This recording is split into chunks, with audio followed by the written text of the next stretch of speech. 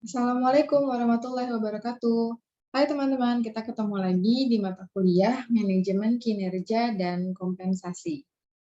Di pertemuan kelima, kita akan membahas mengenai dua topik lagi. Yang pertama adalah umpan balik, dan yang kedua adalah review kinerja. Pelaksanaan kinerja dalam proses pencapaian tujuan organisasi perlu dimonitor dan juga dikendalikan untuk dapat mengetahui secara lebih dini apabila terjadi penyimpangan dari rencana. Untuk itu diperlukan adanya umpan balik dari proses pelaksanaan sehingga pemimpin dapat membuat pertimbangan dan juga langkah yang diperlukan untuk mengkoreksi penyimpangan agar tujuan organisasi tetap dapat dicapai pada waktunya. Umpan balik pada awalnya bersifat top-down, di mana atasan menyampaikan penilaiannya atas kinerja bawahan, sehingga diharapkan bawahan dapat memperbaiki kinerjanya seperti yang diharapkan oleh atasan. Tapi kemudian berkembang pengertian bahwa umpan balik dapat datang dari semua arah, baik dari atas, dari samping, maupun dari bawah. Umpan balik dapat didefinisikan sebagai informasi tentang perilaku masa lalu disampaikan sekarang yang mungkin mempengaruhi perilaku di waktu yang akan datang. Umpan balik menjadi tanggung jawab manajer dan pekerja karena keduanya memperoleh manfaat dari komunikasi yang jelas dan sedang berlangsung. Ini menurut Schwartz. Pandangan lain mengemukakan bahwa umpan balik adalah merupakan informasi objektif tentang kinerja individual atau kolektif. Kinerja setiap orang dimonitor, didata, dan dilaporkan kepada atasan sebagai umpan balik.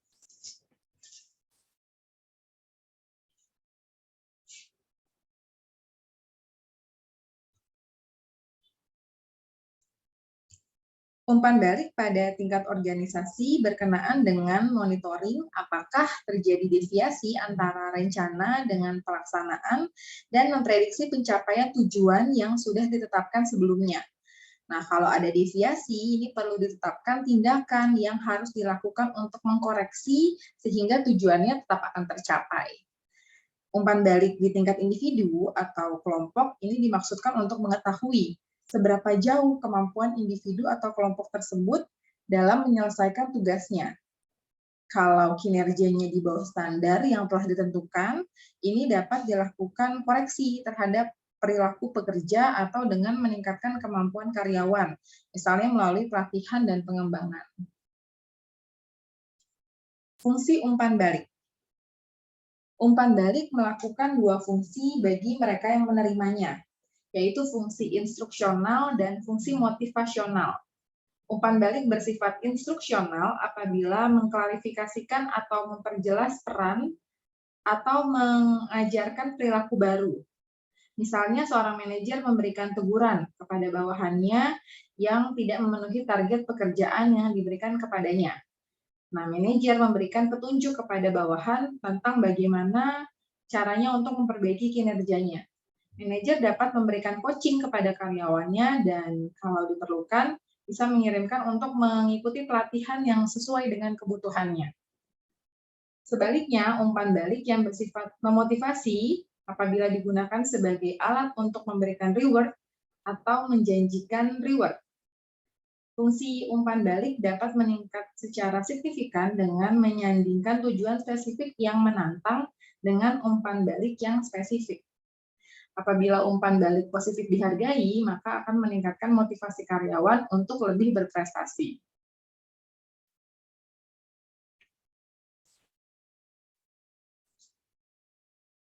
Penerima umpan balik. Terdapat 3 aspek dari penerima umpan balik yang memerlukan perhatian, yaitu karakteristik individu, persepsi, dan juga evaluasi kognitif. Untuk menjadi efektif, setiap penerima umpan balik perlu jelas tentang rintangan yang dihadapi agar dapat ditentukan arah yang tepat. Kita akan bahas satu-satu. Yang pertama, karakteristik individu atau penerima. Karakteristik kepribadian seperti self-esteem dan self-efficacy dapat membantu atau merintangi kesiapan seseorang untuk menerima umpan balik. Mereka yang memiliki self-esteem dan self-efficacy rendah biasanya tidak secara aktif mencari umpan balik dan akan cenderung mengkonfirmasi masalahnya. Kebutuhan dan tujuan yang mempengaruhi keterbukaan seseorang terhadap umpan balik. Orang yang mempunyai nilai tinggi atas kebutuhan untuk berprestasi merespon lebih baik terhadap umpan balik daripada mereka yang memiliki kebutuhan berprestasi yang cukup rendah. Keinginan atas umpan balik kinerja menyangkut kepercayaan diri sendiri, kemampuan mengukur diri, dan preferensi atas informasi eksternal. Kemudian persepsi penerima. Umpan balik dapat memberikan tanda positif atau juga negatif. Pada umumnya, orang cenderung mempersepsikan dan mengingat umpan balik ini positif lebih akurat daripada umpan balik yang negatif. Tapi umpan balik dengan tanda negatif dapat mempunyai dampak motivasi positif. Mereka yang menerima umpan balik positif kelihatannya kurang termotivasi untuk melakukannya dengan baik. Tapi umpan balik perlu diadministrasikan dengan baik untuk mencegah timbulnya ketidakamanan dan sikap kepasrahan. Self-efficacy juga dapat merusak karena umpan balik negatif. Self-efficacy adalah suatu perasaan yang timbul pada seseorang bahwa dirinya mampu untuk menyelesaikan tugasnya. Yang ketiga, evaluasi kognitif penerima. Atas penerimaan umpan balik, orang secara kognitif mengevaluasi faktor seperti akurasinya, kredibilitas sumber, kejujuran sistem, harapan atas reward, kinerja, dan standar yang masuk akal. Setiap umpan balik yang gagal memperjelas satu atau lebih rintangan kognitif tidak akan ditolak. Pasti akan ditolak. Pengalaman pribadi sebagai tolak ukur untuk menentukan bagaimana faktor tersebut bisa dibobot. Umpan balik dari sumber yang menunjukkan favoritisme dan tergantung pada standar perilaku yang tidak masuk akal, ini akan dicurigai. Umpan balik harus memperkuat usaha kinerja apabila memotivasi perilaku yang diinginkan. Umpan balik non-tradisional. Secara tradisional, umpan balik ini berasal dari atasan kepada bawahan atau bersifat top-down. Atasan memberikan penilaian kepada bawahannya sehingga dapat dipergunakan bawahannya untuk memperbaiki kinerja. Nah, akhir-akhir ini berkembang pendekatan non-tradisional yang menunjukkan bahwa umpan balik bukan hanya dari atas ke bawah dan adanya beberapa sumber umpan balik. Kreitner dan Nicky membahas adanya upward feedback, umpan balik ke atas, dan 360 degree feedback, umpan balik 360 derajat. Greenberg dan Barron lebih menyoroti 360 degree feedback, sedangkan Beckel menyebutkan adanya 4 pendekatan dalam menentukan umpan balik 360 degree feedback.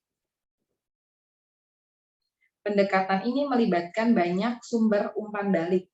Jadi bukan hanya dari pimpinan tertinggi, tetapi juga dari atasan langsung, bawahan, rekan kerja, bahkan sangat memungkinkan orang luar seperti pelanggan juga memberikan umpan balik.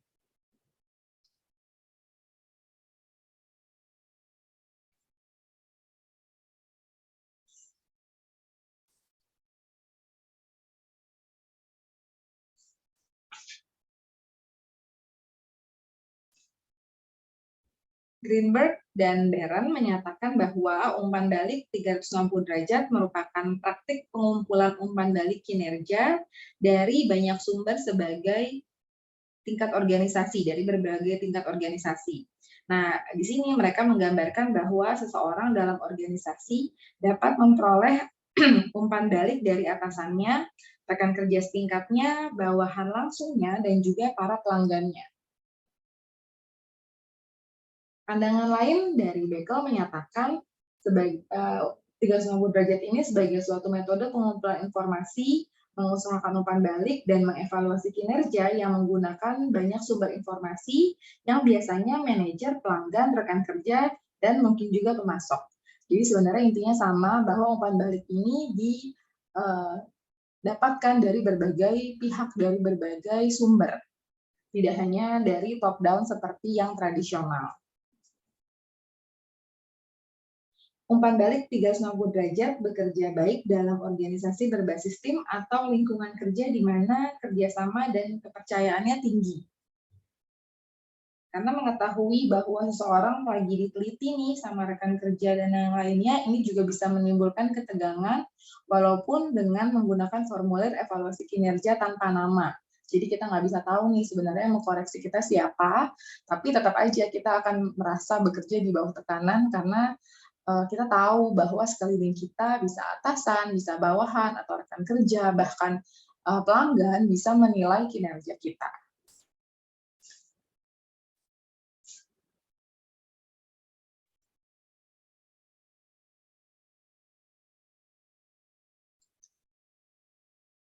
Umpan balik dimaksudkan sebagai masukan untuk memperbaiki kinerja yang akan datang, sehingga harus diberikan dalam bentuk dan cara yang baik.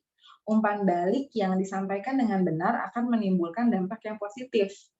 Nah, di sini Kreter dan Niki memberikan beberapa catatan untuk membuat umpan balik yang baik, yaitu sebagai berikut. Yang pertama, menghubungkan umpan balik pada tujuan kinerja yang ada dan harapannya yang jelas.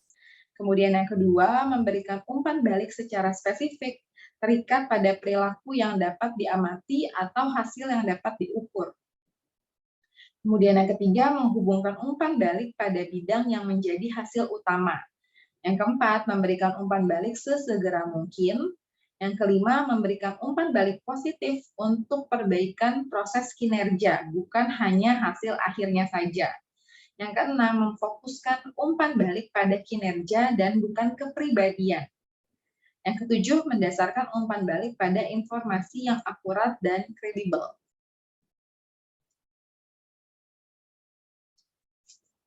Reaksi terhadap umpan balik. Umpan balik biasanya memberi beberapa berita baik dan juga beberapa berita buruk.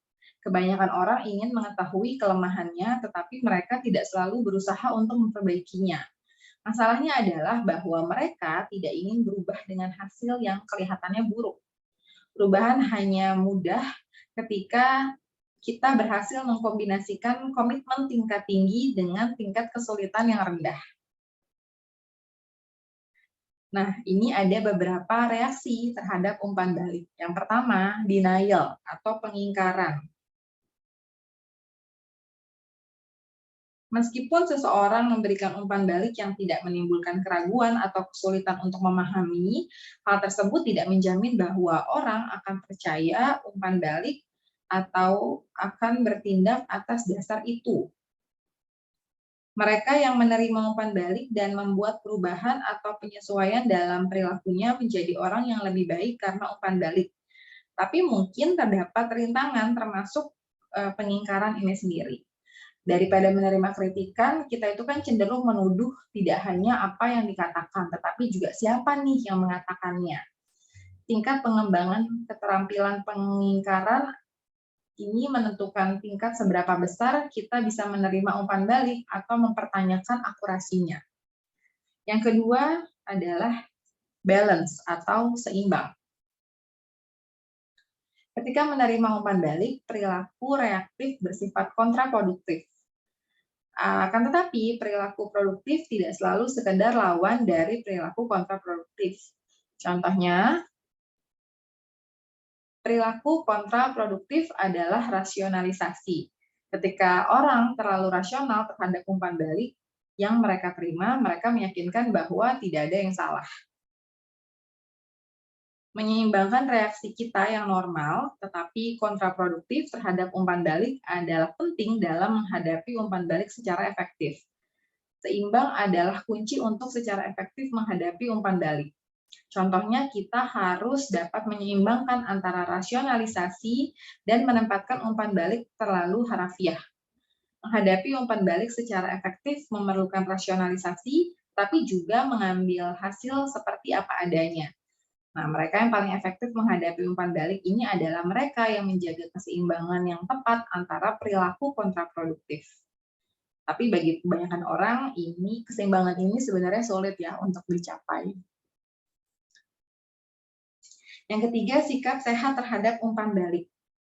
Apabila persepsi adalah sebuah realitas dan menjaga keseimbangan yang tepat adalah penting, maka cara yang paling efektif memproses umpan balik adalah dengan memperbaiki sikap kita terhadap umpan balik. Situasi di mana tidak ada umpan balik ini menimbulkan frustasi. Bahkan umpan balik negatif membantu untuk mengetahui di mana kita berdiri saat ini. Dan sering berisi beberapa saran untuk perbaikan kita. Situasi buruk adalah di mana tidak ada umpan balik tersedia atau hanya tersedia ketika kinerja ini sudah diakhiri. Jadi sudah terlambat, prosesnya sudah selesai. Nah, reaksi yang keempat adalah memperbaiki kemampuan menerima umpan balik. Apabila kita kesulitan menerima umpan balik dari orang lain atau hanya ingin memperbaiki kemampuan menerima umpan balik, bagaimana kita memperbaiki dan membuat perubahan yang diinginkan? Penelitian menunjukkan bahwa siapa yang menjadi sangat kompeten dalam mewujudkan kinerja pada keterampilan tertentu juga menjadi kompeten pada seberapa keterampilan berteman.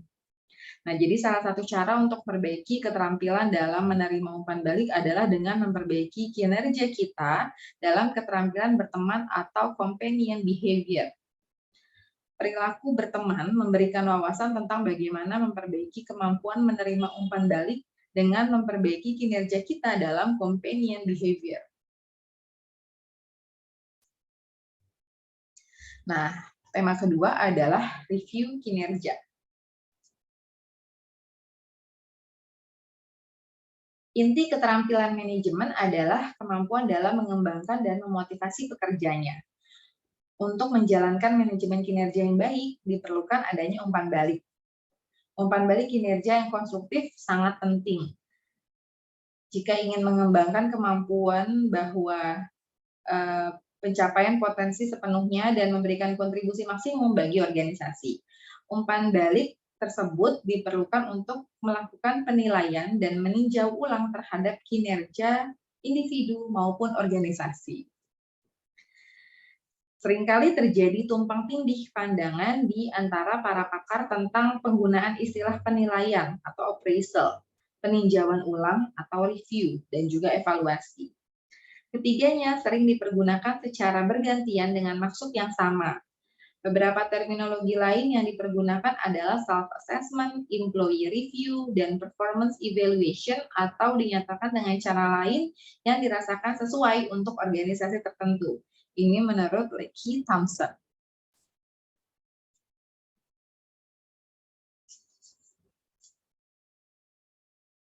Pengertian review. Review kinerja merupakan penilaian formal oleh atasan atau manajer terhadap bawahannya atas kinerjanya dalam periode waktu tertentu yang disepakati.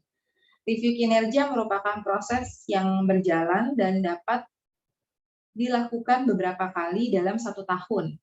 Atasan sebagai penilai sering disebut sebagai the appraiser, dan bawahan yang dinilai dinamakan the appraisee. Apabila review kinerja dilakukan lebih sering, baik atasan maupun bawahan akan mendapatkan manfaatnya. Manajer akan mempunyai kesempatan lebih baik untuk menjaga produktivitas, sedangkan bawahannya akan mendapat pengetahuan yang up-to-date tentang kinerjanya, kebutuhan pengembangan, dan juga konteks pekerjaan yang berubah.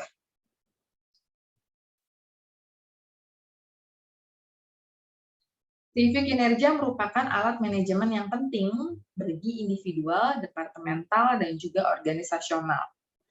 Menurut Lawson, arti penting review kinerja bagi individual adalah yang pertama, feedback atau umpan balik. Semua pekerja perlu dan ingin tahu dengan sungguh-sungguh seberapa tingkat keberhasilannya. Proses formal memungkinkan semua aspek kinerja individual dinilai dengan cara yang diatur secara objektif. Kemudian improving performance, memperbaiki kinerja. Semua pekerja perlu mengetahui seberapa baik sekarang ini mereka menjalankan tanggung jawabnya, sebelum mereka dapat dimotivasi memperbaiki bidang kelemahannya atau membangun kerja lebih baik dan lebih lanjutnya lagi. Hal ini juga membuat pekerja dapat menghadapi setiap masalah kinerja. Determining pay raises, mempertimbangkan kenaikan upah atau gaji. Kenaikan upah atau gaji sering ditentukan oleh seberapa baik review kinerja yang diterima pekerja. Tidak semua organisasi memilih cara seperti ini, tetapi biasanya semakin baik kinerja, maka akan semakin baik kompensasi finansial yang bisa diterima pegawai tersebut. Renewal of the work contract, pembaruan kontrak kerja. Review kinerja sering mempengaruhi pembaruan kontrak kerja. Hal ini terjadi dengan meninjau kembali komitmen formal dan informal pada organisasi dan tujuannya. Review yang dilakukan dengan baik membuat pekerja mempunyai komitmen pada organisasi dan secara efektif meningkatkan motivasi kerja. Determine development needs, mempertimbangkan kebutuhan pengembangan. Review kinerja memungkinkan manajer mengamati kebutuhan pengembangan dan pelatihan staf. Sedangkan kepentingan review kinerja pada tingkat departemental adalah sebagai berikut. Yang pertama, promotion atau promosi. Review kinerja akan menunjukkan true value atau nilai sebenarnya seorang pekerja bagi organisasi. Hal ini memungkinkan manajer mempromosikan bawahan dan memelihara pengetahuan bahwa keputusan mereka didasarkan pada kenyataan. Kemudian redundancy, berlebihan, apabila organisasi perlu melakukan downsize, maka mereka yang mempunyai review kinerja negatif akan diidentifikasi sebagai yang pertama dikeluarkan. Setting goals and objectives, menetapkan tujuan dan sasaran. Ini merupakan alat motivasi yang umum dan efektif. Ditetapkan dengan jelas dan terukur harapan masing-masing pekerja. Ini lebih efektif daripada strategi just do your best, sekedar melakukan yang terbaik. Nah, sementara itu, pada tingkat organisasional, berkepentingan dengan yang pertama talent spotting atau menemukan bakat. Semua organisasi memerlukan individual yang berbakat. Review kinerja memungkinkan manajer menyoroti di mana orang-orang yang berbakat ini dan menggeser mereka apabila tidak terdistribusi secara seimbang di antara tim dan departemen. Retention, penyimpanan. Sistem penilaian yang efektif memastikan bahwa pekerja yang paling berbakat tidak memilih meninggalkan organisasi untuk perusahaan atau organisasi lain. Wider training needs, kebutuhan pelatihan lebih luas. Ini apabila semua pekerja menunjukkan kebutuhan untuk pelatihan dalam bidang tertentu, maka terdapat kesenjangan keterampilan dan pengetahuan di seluruh organisasi. Makanya pelatihan di seluruh organisasi perlu diidentifikasi lebih dulu. Hiring staff, mempekerjakan staff. Manajer dapat menilai apakah staf baru adalah individu berbakat seperti yang terlihat dalam wawancara atau mereka sekadar mengisi jabatan saja. Karena keberhasilan rekrutmen ini sebenarnya juga bisa dievaluasi. Lalu legalitas. Sejarah yang dapat ditunjukkan dari review kinerja negatif dapat membuktikan ketahanan legal yang berharga bagi setiap organisasi apabila menghadapi tuntutan oleh pekerja sebelumnya. Kemudian yang keenam, general organizational performance, kinerja organisasional menyeluruh. Merupakan potret menyeluruh apabila semua butir di atas tadi telah dicakup. Kinerja organisasional keseluruhan akhirnya akan diperbaiki, dan ini semua menunjukkan proses review kinerja seluruhnya.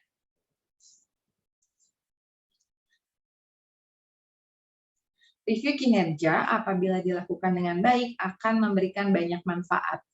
Menurut Lawson, review kinerja memberikan manfaat baik bagi individual, manajerial, maupun kepentingan organisasi. Manfaat review kinerja bagi individual adalah yang pertama, objektivitas.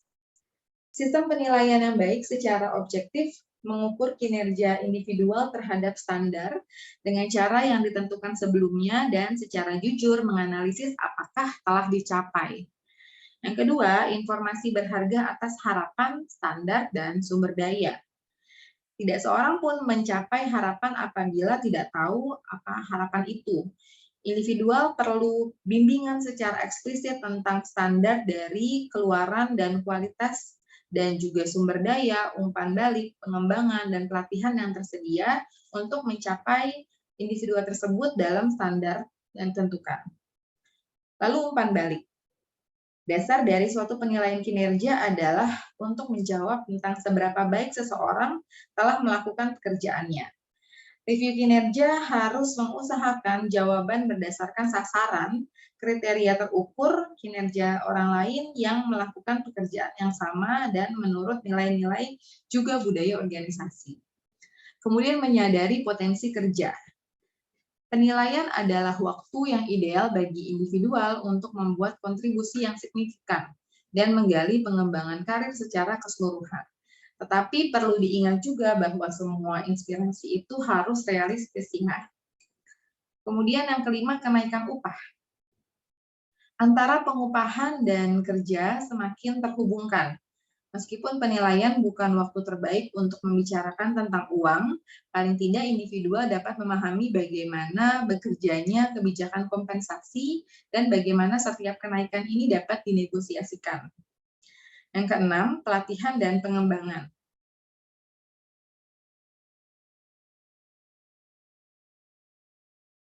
Individual sama tertariknya dengan manajer tentang pelatihan, karena pelatihan secara langsung menguntungkan kedua belah pihak.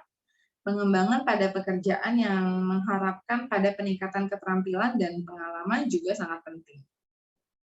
Lalu menyepakati sasaran. Kesepakatan berbeda dengan diberitahu apa yang harus dilakukan, karena semua individual paling sedikit mengharapkan beberapa. Pemikiran dan pandangan dipertimbangkan ketika merencanakan penilaian periode berikutnya. Subjeknya termasuk kinerja dan kualitas, sistem dan proses, juga pengembangan personil. Dan yang terakhir adalah memperbaiki pekerjaan. Saran individual tentang bagaimana efisiensi, kualitas, keluaran, dan dapat diingatkan untuk mengarah pada perbaikan kinerjanya. Hal ini akan meningkatkan kepuasan kerja yang selanjutnya akan menurunkan tingkat pergantian staf atau turnover. Sedangkan manfaat review kinerja untuk kepentingan manajerial dapat disampaikan sebagai berikut. Yang pertama, menyoroti siapa yang berkinerja tinggi. Semua manajer perlu menunjuk siapa di antara stafnya yang paling efektif. Sebaliknya, mereka juga perlu tahu siapa yang berkinerja rendah di bawah standar. Jadi dengan kata lain, mereka perlu membenahi departemennya. Kemudian mengetahui siapa yang patut dipromosikan. Review kinerja akan secara cepat menyatakan siapa yang sesuai untuk promosi. Apabila organisasi downsize, review kinerja juga akan menentukan siapa yang harus dikeluarkan lebih dulu. Mengetahui siapa yang perlu diberi kompensasi. Tanpa memandang promosi, organisasional sering menghubungkan kinerja baik dengan kenaikan upah. Review kinerja menunjukkan siapa yang harus menerima setiap kenaikan dan dapat membantu mengukur seberapa banyaknya kenaikan tersebut. Kemudian pengembangan tim. Review kinerja akan menyoroti setiap kekurangan dalam teamwork dan akan menunjukkan dengan tepat pemimpin berbakat. Pelatihan dan pengembangan. Penilaian akan menunjukkan kekuatan dan kelemahan setiap pekerja. Program pelatihan dan pengembangan yang tepat kemudian dapat diciptakan secara efektif. Komunikasi antara manajer dan pekerja. Nilai dari sistem umpan balik dua arah tidak dapat diperkirakan berlebihan. Tidak ada manajer yang mempunyai semua jawaban dan tidak ada pekerja juga yang dapat bekerja sendiri. Komunikasi yang efektif yang dimulai dengan penilaian dapat menyelesaikan masalah-masalah tersebut. Kemudian yang terakhir, menetapkan tujuan dan sasaran. Ini bagaimana pekerja memaksimalkan produktivitasnya apabila mereka tidak tahu yang diharapkan dari mereka untuk dicapai itu seperti apa. Penilaian memungkinkan manajer untuk menetapkan target. Adapun manfaat review untuk organisasi adalah yang pertama, meningkatkan produktivitas.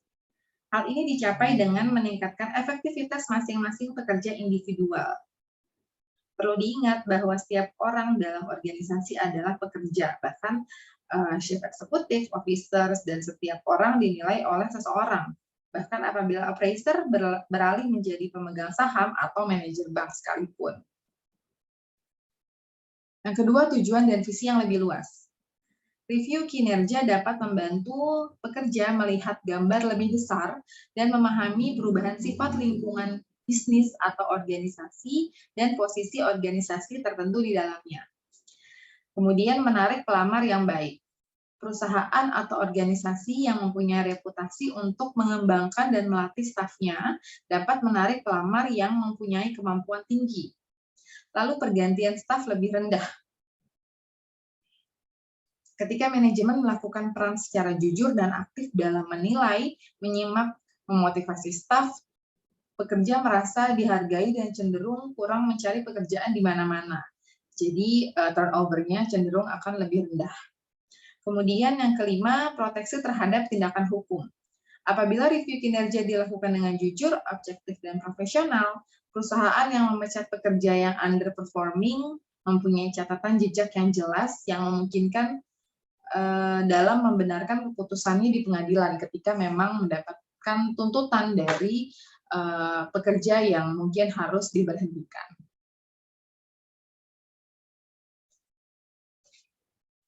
Tipe review. Terdapat beberapa macam tipe review yang berbeda, masing-masing melibatkan pendekatan yang berbeda untuk menilai kinerja. Beberapa tipe review yang sering dipergunakan dapat disampaikan seperti di bawah ini. Yang pertama, self-assessment review. Dalam tipe review ini, pekerja diberi kesempatan untuk melakukan review atas kinerjanya sendiri, mengukur sendiri kinerjanya. Jadi dengan demikian, pekerja merasa diikutsertakan dalam proses review, sehingga diharapkan meningkatkan rasa tanggung jawab dan komitmennya terhadap pencapaian tujuan. Yang kedua, top-down review. Top-down review merupakan review secara tradisional yang dilakukan oleh atasan untuk melihat seberapa jauh bawahannya sudah melakukan pekerjaan yang telah ditugaskan. Kemudian peer review merupakan penilaian yang diminta dari rekan sekerja setingkat sehingga saling bertindak sebagai mentor dan membantu memperbaiki kinerja. Tipe review ini memperkaya informasi untuk melakukan penilaian dan dapat meningkatkan kerjasama di antara staf dalam organisasi. Kemudian subordinate review. Bawahan diberi kesempatan untuk melakukan review atas kinerja atasan langsungnya. Bawahan memberikan penilaian atas kinerja atasan langsungnya yang dirasakan berpengaruh terhadap kinerja bawahan. Kemudian stakeholder review. Ini merupakan review yang dilakukan oleh mereka yang mempunyai hubungan kerja dengan organisasi, seperti pelanggan atau pemasok. Informasi eksternal dipergunakan atasan untuk menilai bawahannya. Survei kepuasan pelanggan dapat merupakan review kinerja staf. Kemudian 360 degree review. Ini merupakan review yang dilakukan oleh semua orang atau pihak yang mempunyai hubungan kerja dengan pekerja, baik oleh atasan, rekan kerja, stakeholder, dan juga bawahan. Tipe review ini merupakan tipe yang memberikan informasi lebih lengkap terhadap kinerja staf.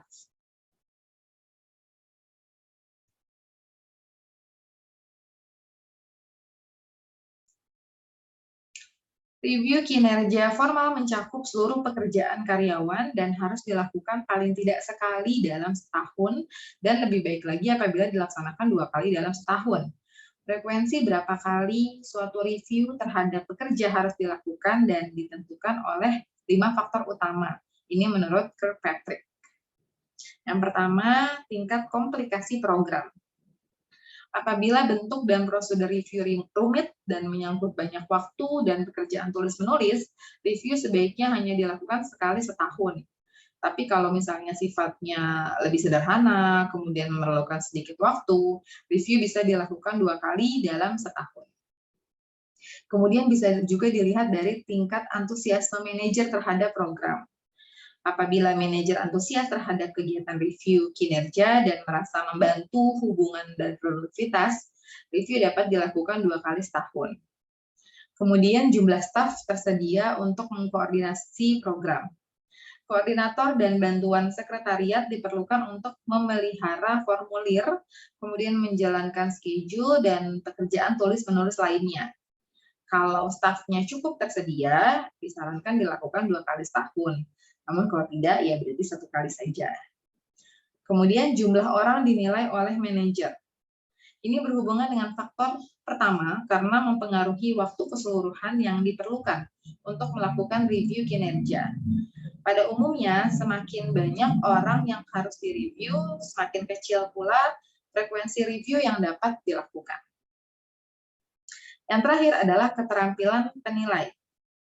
Apabila program baru diintegrasikan, lebih baik penilaian formal hanya dilakukan sekali setahun. Sedangkan penilai belajar dalam pendekatannya. Nah, apabila dijalankan tidak meminta banyak waktu manajer dan merupakan langkah awal yang baik dari program, mungkin bisa dipertimbangkan untuk dilakukan 2 kali dalam setahun.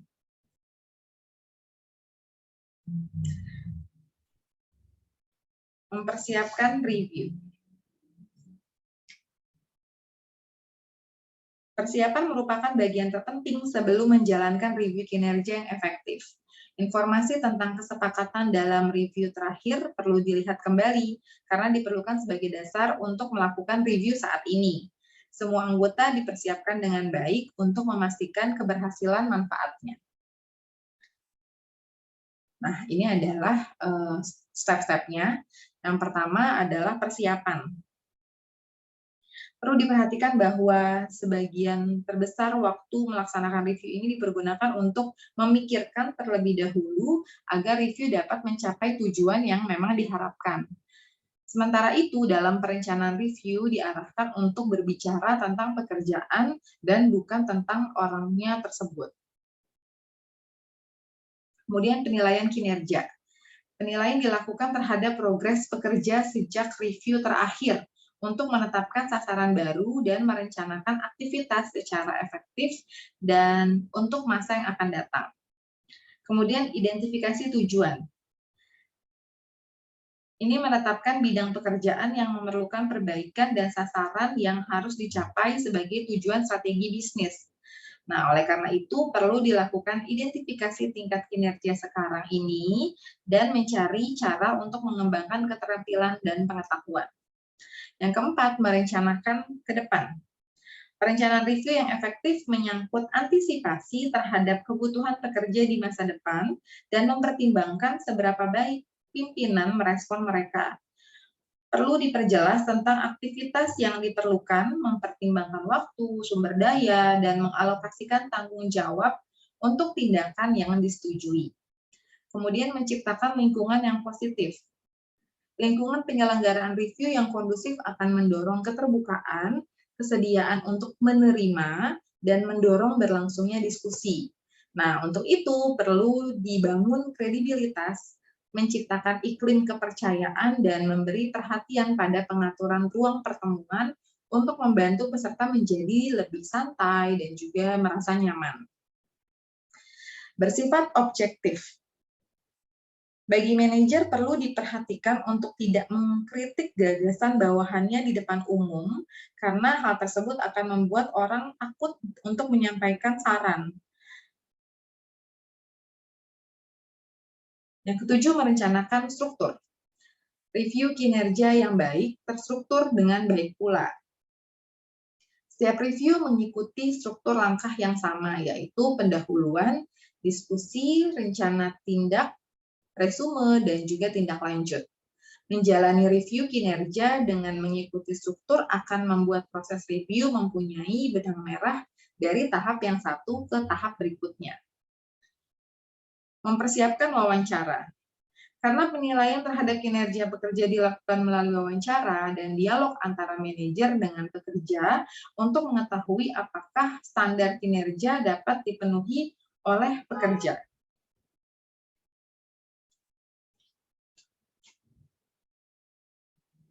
Setelah mempersiapkan review, kita juga harus mengelola review, mulai dari menyepakati masalahnya, kemudian membangun diskusi, dan juga menangani situasi yang sulit, di mana reaksi pekerja ini mungkin saja menimbulkan reaksi yang mempersulit situasi karena kemampuannya lagi didiskusikan oleh manajernya.